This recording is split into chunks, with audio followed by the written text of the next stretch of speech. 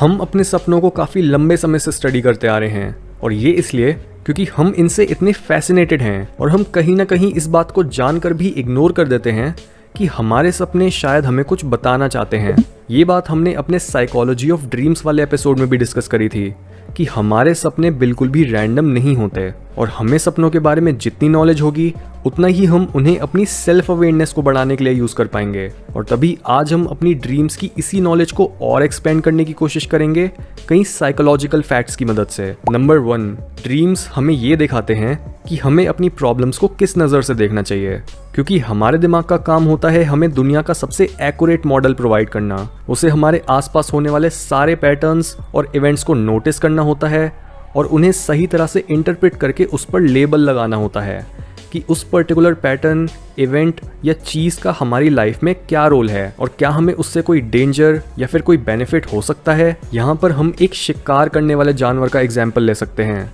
कि किस तरह से उसके दिमाग को जंगल में गुजरते हुए अपने शिकार को ढूंढना होता है, लेकिन वो शिकार भी ऐसा होता है जो अपने आप को अपने एनवायरनमेंट में छुपा कर बैठा होता है। इसी वजह से इन शिकार करने वाले जानवरों के दिमाग इतने बड़े होते हैं और इनका विजुअल सिस्टम भी ज़्यादा एडवांस्ड होता है। इनका सर्वाइवल डिपेंड करता है कि ये कितनी जल्दी अपने शिकार को नोटिस कर लेते हैं इससे पहले कि इनका शिकार इनको नोटिस कर ले। और जब एक शिकारी जानवर अपने शिकार को देख लेता है तब वो स्टॉकिंग मोड में आ जाता है, क्योंकि उसकी इंस्टिंक्ट्स ये बात जानती हैं कि उसे कैसे रिएक्ट करना है जब उसकी आंखें किसी ऐसी चीज पर आती हैं जिस पर उसने अपने शिकार का लेबल लगा रखा होता है। और अगर एक जानवर अपने शिकार को गलत तरह से लेबल कर देता है तो उसे भूखा ही रहना पड़ता है। यानी जिस तरह से हम अपने दुनिया में मिले पैटर्न्स को लेबल करते हैं वो लिटरली हमारे सर्वाइवल के चांसेस को घटा या बढ़ा सकता है। और यही हमारे ड्रीम्स का मेन पर्पस होता है। यानी जब भी हम एक सपना देखते हैं तब हमारा अनकॉन्शियस माइंड हमें ये दिखा रहा होता है कि हमने किन पैटर्न्स या प्रॉब्लम्स को गलत तरह से लेबल कर रखा है और उन्हें लेबल करने का सही तरीका क्या है। नंबर 2, ड्रीम्स को लिटरली नहीं बल्कि आर्ट की तरह सिंबॉलिकली समझना होता है। ये सबसे कॉमन मिस्टेक्स में से एक है कि ज़्यादातर लोग अपने सपनों को एज इट इज समझने की कोशिश करते हैं। जिन लोगों को अपने सपने में कुछ डरावना दिख जाता है वो सोचते हैं कि उनके साथ कुछ बुरा होने वाला है, और जिन लोगों को अपने सपने में वो इंसान दिख जाता है जिन्हें वो पसंद करते हैं वो भी उससे लिटरली लेकर फैंटेसाइज करना चालू कर देता है। पर असल में हम जब ड्रीम कर रहे होते हैं तब हमारे दिमाग का सबसे आगे वाला रैशनल और सेंस बनाने वाला पार्ट ऑफ होता है। और ये इसलिए क्योंकि बिना अपने लॉजिकल ब्रेन को शांत करे हम हर नए आइडिया को जज करने लगेंगे और अपने दुनिया के पुराने मॉडल को अपडेट नहीं कर पाएंगे। बिना लॉजिकल ब्रेन की किसी लिमिटेशन के हमारे दिमाग के पास पूरी छूट होती है हमें सिंबल्स और मेटाफर्स की मदद से कुछ ऐसा दिखाने की जो हमें अपने दुनिया के एग्जिस्टिंग मॉडल के बारे में सोचने पर मजबूर करे। यानी हमें अपने ड्रीम्स को ऐसे इंटरप्रेट करना चाहिए जैसे हम एक पेंटिंग, स्टोरी या मूवी को इंटरप्रेट करते हैं। नंबर 3, काफ़ी सारे ड्रीम्स यूनिवर्सल होते हैं। यानी जहाँ ज़्यादातर ड्रीम्स इतने पर्सनल और यूनिक होते हैं वहीं ड्रीम्स के कई थीम्स ऐसे भी होते हैं जो दुनिया के अलग अलग कल्चर्स में कॉमन होते हैं। एग्जाम्पल के तौर पर कहीं से गिरना, किसी डेंजरस चीज़ से दूर भागना, सांप से लड़ना, हवा में उड़ना, एक सेक्सुअल फैंटेसी, खुद की या फिर दूसरों की डेथ और खुद को पब्लिक में बिना कपड़ों के पाना, ये सारे थीम्स ही दुनिया के हर कोने में रहने वाले इंसानों के लिए कॉमन हैं। और ये इसलिए क्योंकि सारे इंसानों की बेसिक इंस्टिंक्ट्स एकदम सेम होती हैं, जिसकी वजह से उन इंस्टिंक्ट से रिलेटेड सिंबल्स भी अक्रॉस कल्चर्स काफ़ी सिमिलर बन जाते हैं। जैसे अपने आप को पब्लिक में बिना कपड़ों के पाना हमारे फियर ऑफ शेम या फिर फियर ऑफ जजमेंट को सिंबलाइज करता है, जस्ट बिकॉज कपड़े हमारे अनकॉन्शियस माइंड के लिए एक ऐसी चीज़ हैं जो हमारी कमियों और कमजोरियों को छुपाती है। नंबर 4, हमारे ड्रीम्स हमें हमारे फ्यूचर के बारे में बता सकते हैं।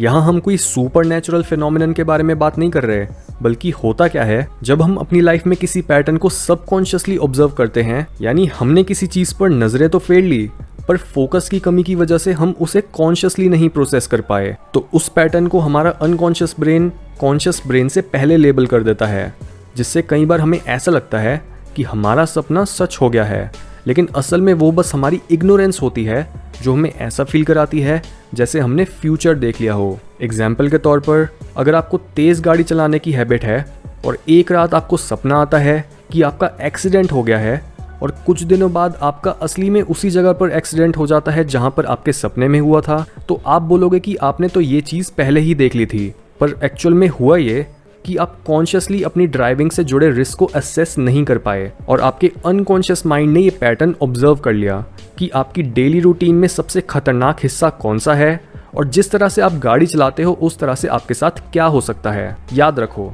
हमारा अनकॉन्शियस माइंड हमारे कॉन्शियस माइंड से कुछ कदम आगे चल रहा होता है। तो जो चीज़ आप आज फिगर आउट करोगे वो शायद आपके अनकॉन्शियस माइंड ने कुछ टाइम पहले ही फिगर आउट कर लिया हो। नंबर 5, क्रिएटिव लोगों को ज़्यादा सपने आते हैं और वो अपने सपनों को ज़्यादा याद भी रख पाते हैं। कई स्टडीज़ में ये ऑब्जर्व करा गया है कि जो पर्सनालिटी ट्रेट काफ़ी डीप सपने देखने और उन्हें याद रखने से सबसे ज़्यादा रिलेटेड है वो है ओपननेस टू एक्सपीरियंस, यानी वो पर्सनालिटी ट्रेट जो सबसे ज़्यादा क्रिएटिविटी और आइडियाज़ के इंटरेस्ट से रिलेटेड होता है। और अगेन ये शायद इसलिए हो सकता है क्योंकि सपनों में लॉजिक नहीं बल्कि सिंबल्स की मदद से एब्स्ट्रैक्ट आइडियाज़ पेश करे जाते हैं और हम ये जानते हैं कि वो क्रिएटिव लोग जैसे पेंटर्स, राइटर्स, फिलोसोफर्स, पोएट्स या फिर फिल्म मेकर्स ही होते हैं जो एब्स्ट्रैक्ट आइडियाज़ को सबसे अच्छे से समझ पाते हैं। नंबर 6, अपने सपनों में कुछ भी रीड करना इम्पॉसिबल है। ये लॉजिकल ब्रेन के शांत रहने का एक और सिम्टम है। आप अलग अलग बुक्स या फिर टेक्स्ट्स तो देख सकते हो